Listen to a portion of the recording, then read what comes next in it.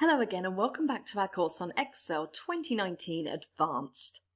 In this and the next few sections, we're going to look at the use of statistical functions, and statistical functions are amongst the most numerous in Excel 2019, and many of them are used in relation to pretty complex statistics. And because this isn't a specialized course in statistics, I'm really going to look mainly at the most commonly used and in some sense most basic statistical functions.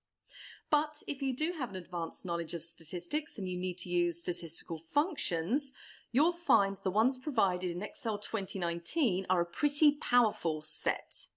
Now I'm looking at the Excel 2019 help page here, and as I scroll down the list of statistical functions, you'll see just how many of them there are.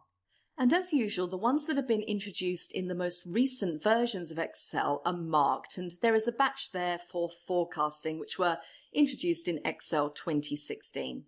Now in my coverage of statistical functions, I'm really going to divide the functions and their use into three main groups. First of all, we're going to look at descriptive functions. These are functions you can use to describe a set of results, normally one or more samples of results, and where you are looking at statistics that typify those results or enable you to compare one sample with another sample. The second set of functions are the ones that are used for prediction or forecasting, and that includes these newer functions that you can see here. And the third set are the set that are used for statistical inference, and these are functions that, where based on a sample, you want to infer something. For example, the population where the sample comes from. These are often functions that are used in scientific research, opinion polls, and so on. Now, one important point to bear in mind is that there is a very long list of functions, and a couple of the functions here, quartile.exc and quartile.inc, we saw the use of quartile.inc earlier in the course, and don't forget there is also a quartile function, and in fact there are quite a few statistical functions that are still available in Excel 2019 that have been superseded by the ones listed here. These are kept in Excel 2019 to make sure that older workbooks work for people, but wherever possible, you should try to use the ones that are used in the current Excel 2019 help on functions. Try avoid using the older ones. So let's get started on the descriptive statistics, and I'm going to use some data relating to a branch of an insurance company, and the data covers a period from January 2012 through to the end of December 2015, and there are two columns of numbers. The first column, column B, represents the number of inquiries made at that branch over time, and the second column shows the number of policies issued each month. Now the data you see here is very typical of a situation where you have a whole mass of numbers, and simply looking at that list of numbers, it's hard to deduce anything from that list of numbers. You can see that there are generally a lot more inquiries than policies. You can see that the number of inquiries is usually in the range of 400, 500, 600. And the number of policies issued is usually around 100, 150, a little bit higher sometimes. Now, when we are doing statistical analysis, one of the first things we normally do is calculate a few standard statistics that enable us to get a good basic picture. So let's look at the typical kind of statistics we might calculate.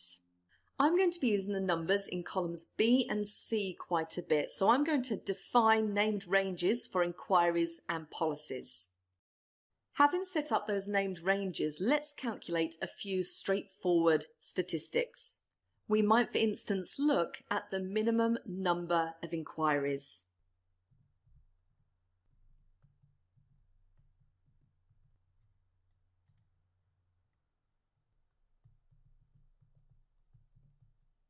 Now, when we use the min function, note the list of arguments.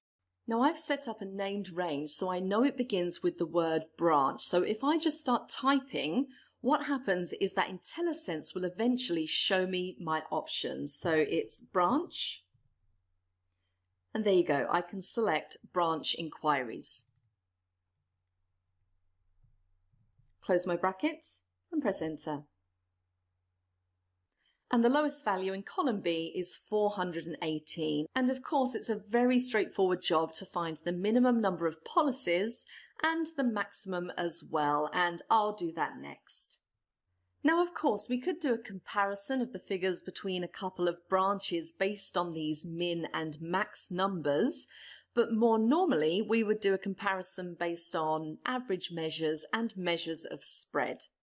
Now, the three main average measures are the arithmetic mean, the median, and the mode. So I am now going to calculate the mean number of inquiries and the mean number of policies. So mean number of inquiries, the function we use there is the average function.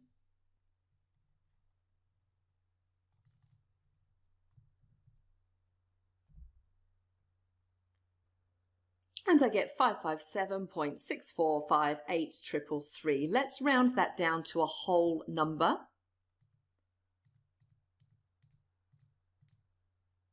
And the mean number of inquiries is 558. Now the mean number of policies.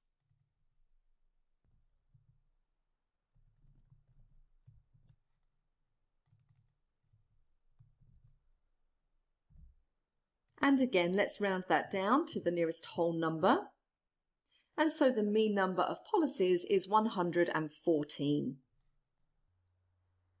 Now the next two main average measures are the median and the mode. And just in case you aren't familiar with what a median is and a mode, mode is the value that occurs most frequently. So if the number of inquiries per month varies quite a bit, as it does here, if there is a particular number of inquiries that occur most often, that will be the modal value.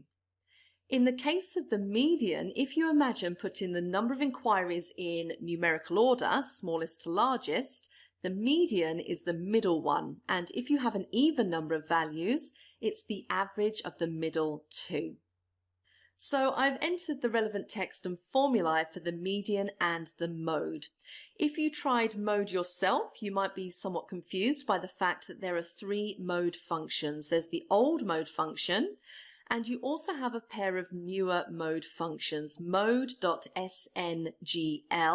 for single mode and mode.mult, which is for multiple modes, because a sample of data may have more than one mode. There can be more than one value that occurs at the highest frequency. And in fact, for both inquiries and policies here, they are multimodal. What I've used here is a function that you might have used before, mode.sngl. But in fact, for the number of policies, there is more than one modal value. And in order to identify these multiple modal values, you need to set up the formula that is currently in F17 as an array formula. Now I'm going to assume for a moment that you have used array formulas before, but I'm going to run through this example fairly quickly in case you're a bit rusty on it. So the first thing I'm going to do is clear the formula in F17. And I'm going to select, say, half a dozen or so cells.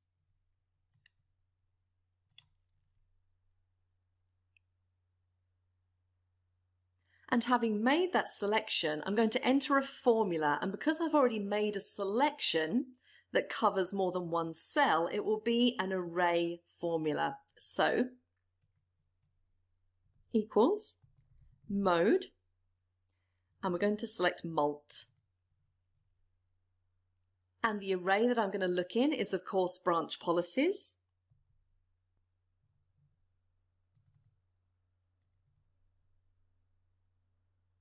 Now what I do is press Control, Shift and Enter.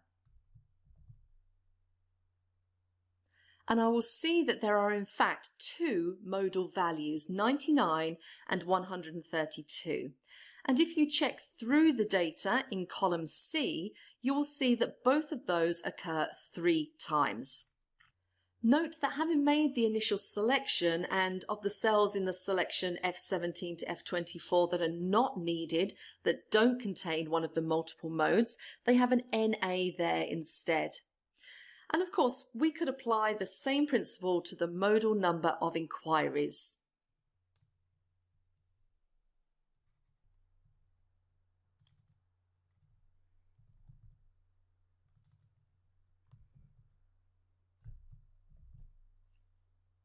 And in this case, we can see that there are actually 4 modal values.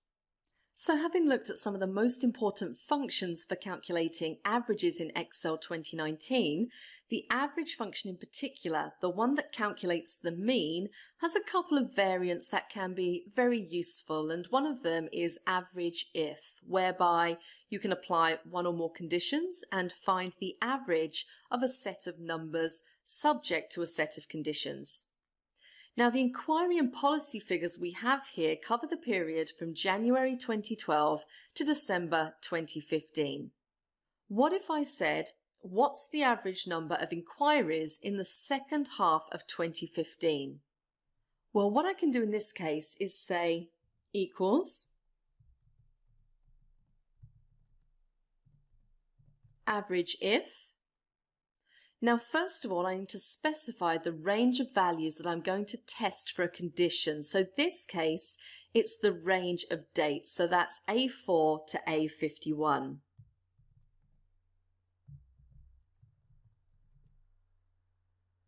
Now we specify the criteria. In this case, the single criteria we're going to apply is that we're talking about inquiries in the second half of 2015. So it's going to be from July the 1st onwards, so that is greater than or equal to July the 1st, 2015.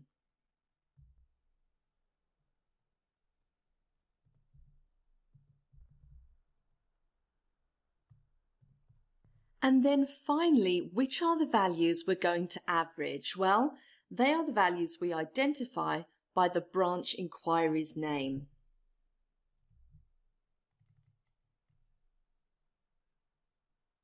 And let's see what we get. Let's just take those decimal places down again. And we find that for the second half of 2015, the average number of inquiries per month is just over 461, or 461 if you round down to a whole number.